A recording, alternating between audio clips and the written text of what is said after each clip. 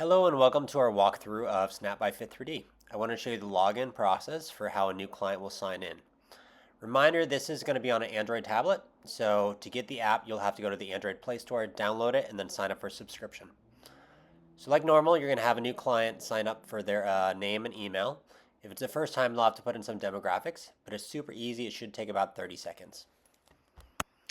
So after that, you need to put in your height and your weight. This is something we use for the predictions. And then you're ready to scan. So this is super easy. You're going to set it up in your space. Keep in mind, I'm at my house, but you'll be at your gym. And so you need to have it at waist height and have it at the right leveling, so front or back. And then the cool thing, it's going to give you auditory spoken instructions. So I'm going to pause here so you can hear what the app sounds like and hear the actual process. Stand in front of your phone so that your entire body move closer. Remain in this spot for the remainder of the body mapping session. Make a pose with your feet shoulder width apart and your arms extended out to your side. Raise right arm slowly. And so you can see this is really foolproof. It will tell your customers how to spin, how to stand.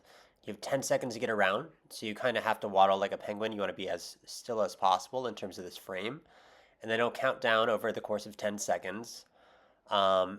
And they'll tell you you're finished. So it's an easy way to collect scan data in about 10 seconds.